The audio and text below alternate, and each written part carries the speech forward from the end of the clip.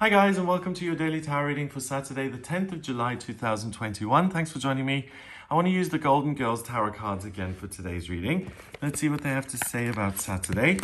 In terms of the astrology, we have a new moon in Cancer happening at the moment. So if you want some extra info on that, check out the video I made on the new moon in Cancer. But this reading is all about the tarot. And let's see what their take is on this day and the day's energy, because the cards always have their own unique perspective. So let's see what that is. First card is the High Priestess. Okay, that's very much aligned with a new moon in Cancer. You can see the moon there, and it's not just any moon, it's a crescent moon. Then we have Death, and finally the Page of Wands. Okay, so this is really great and really straightforward. You're really able to see the things that are going on for you internally, especially as it relates to your feelings and spirituality, creativity, things that cause you pain, faulty beliefs, things that you've internalized which really don't serve you. It could be trauma, it could be negative memories, anything that really has a strong influence on your inner world. So we've got the High Priestess here. We've got a kind of crystal ball sitting on top of her crown, and that's really a symbol for the intuition and being able to look beyond the veil and into a reality that's not always accessible. We've got the moon behind her, and the moon represents your intuition and it represents fear. So you're able to look at things that are going on that may feel very abstract at other times. They will feel very real on this day, and you're able to look at those without being scared off. And then she's got her feet on this other crescent moon, and that's really a symbol of overcoming fear because you have faith in something bigger. You rely on your higher self and the fact that it loves you, and you feel safe and protected, and that's why you have the strength and the courage to examine these things which are sometimes less than ideal. So the High Priestess is like an oracle because she has this ability to look at the unmanifest spiritual side of things. She's holding this book here. She has access to all information.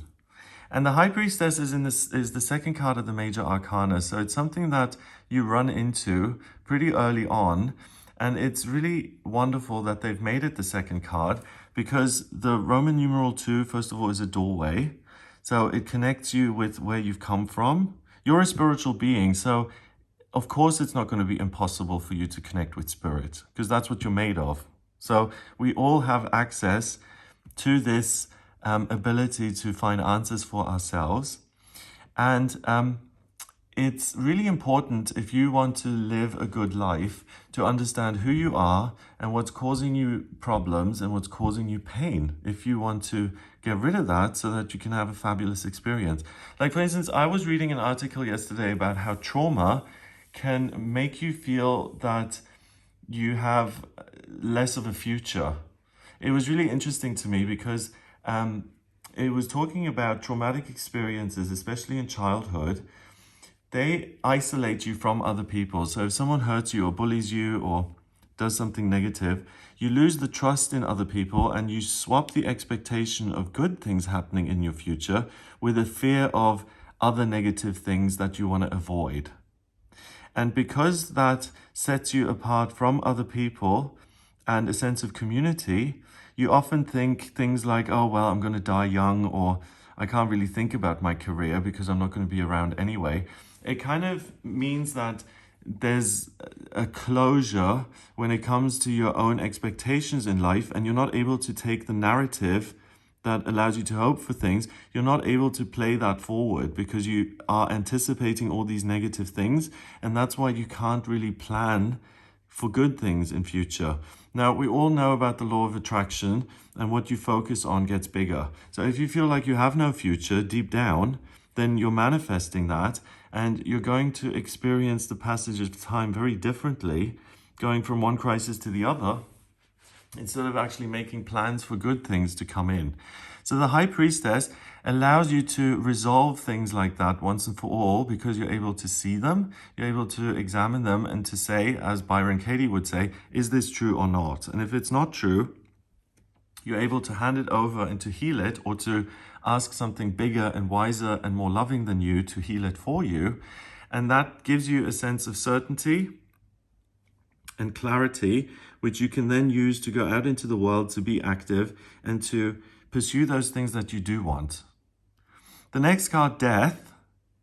Poor Dorothy always gets all the worst cards. She is a symbol of spiritual strength, the white roses here, allowing you to finish off something. And we've got the white horse here, the white horse being a symbol of hope and intervention. So it's really an end to your suffering and your pain through personal examination. So make a list of the things that hold you back, or a list of the things you want to let go of, or characteristics where you feel like you've been damaged. And because you are this way, you can't have A, B, and C. Look at those things, and even if you feel like you can't heal them yourself, look at them and hand them over. And what I mean by hand them over is surrender them to something that you feel has your best interest at heart. And that could be your higher power, or it could be your therapist, or it could be someone who's a really trusted confidant and you can share things with them. By getting it out of your own system, you're, one, taking responsibility for them, and second of all, you're making space for them to be healed. And Dorothy here, holding the skull, says that you don't need to lug around all this useless negative emotion. It doesn't serve you. You can put that down, hop on the horse and ride off into your glorious future, because you understand what you're about. You're not afraid of the difficulty. And because you have the time and patience to look at your own stuff, you're really able to swing the scythe and put an end to it. And that's an ongoing process. You know, once you heal some sort of faulty belief you have about yourself, you're a little bit freer, and that'll open the doorway for you to see something else that's holding you back. And then you can look at that. And once you've resolved that, the next thing will come up. The ego is kind of never ending. If we didn't have an ego, we wouldn't manage on planet Earth. But it's seeing it for what it is rather than being controlled by it. I feel that's the trick. And you're really able to navigate those very murky waters today and to see the good stuff and the truth of who you are. And you're able to get rid of the stuff that really doesn't serve you anymore. Certain negative beliefs in the past would have helped you. Like if you stopped trusting certain people because you were bullied, it would have prevented you from being bullied again because you're more careful. But then 20 years later, if you're still hanging on to that belief and you're no longer at school, but you're in some sort of public role, then it really doesn't benefit you to close yourself off to everybody and anything because you're afraid of being bullied. You're a grown-up and you're in a completely different environment.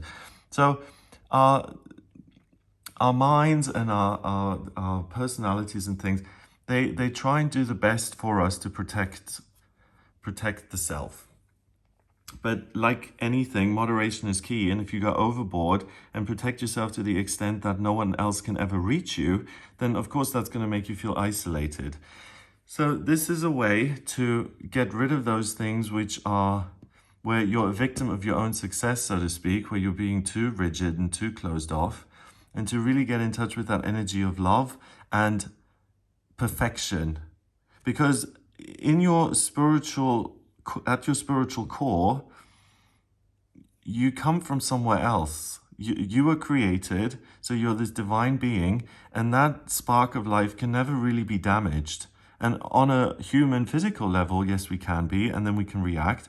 But if you get to back to that core level of perfection and divine spark of who you are, and you focus on that and make it bigger, then you can heal your human self in a roundabout way by expanding the spiritual truth of who you are, and that then has a positive knock-on effect to your everyday experience.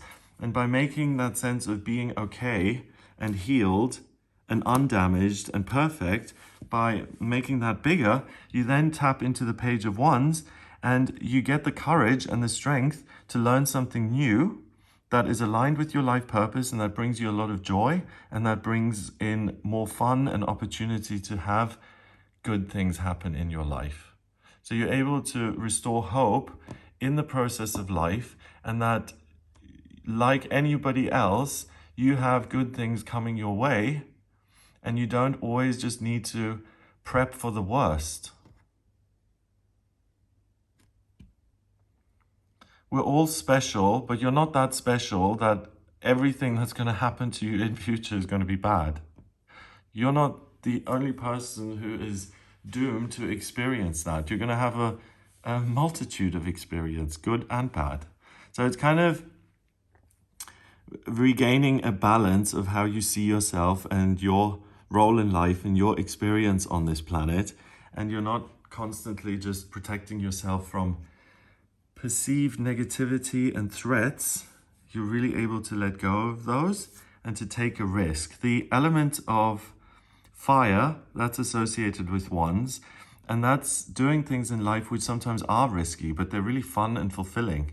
And sometimes they'll go wrong and sometimes they'll go right. The Page of Wands is newest to the Suit of Wands, and she's just learning about something that she has no idea about, but she feels that something good could come out of it. So Sophia's at the beach with her handbag and with her heels.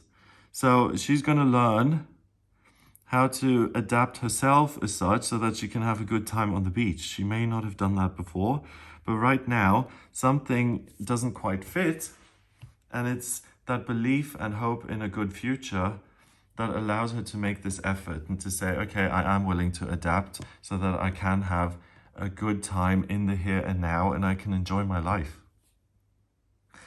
2 and 13 is 15, and 1 is 16. 1 and 6 is 7, and 7 is the mind and creativity. So you're really able to rummage around in your own mind, get creative with your own beliefs, see them for what they are, useful, not useful. You're able to get rid of the negative stuff, and that makes space and gives you hope for a positive journey ahead of you. And it kind of reconnects you with trust and with hope and with a belief that life can be good and enjoyable. It doesn't just have to be one crisis or negative things. You can have a fun life. It can be a party. And if that's difficult to believe, then be willing to believe it and let that spiritual energy expand that thought for you. Let it grow, a new beginning. Death is about endings and new beginnings. And you'll start something at a very beginner level, and it's really likely to grow into something that brings you a lot of joy. And you deserve that because you're on this planet, so you deserve joy. You're breathing air right now. That's all you need to be doing to qualify for happiness and joy. Have a great day. If you would like a personal reading with me, please get in touch via my website. It's gregoryscott.com. On the front page, click on Book Your Reading to order your reading with me. I use the tarot, astrology, numerology, and my intuition in my personal reading. So if you have any questions, then please do get in touch. If you like this video, give it a thumbs up, hit subscribe, and share the video online. Have a wonderful Saturday, and I'll speak to you tomorrow.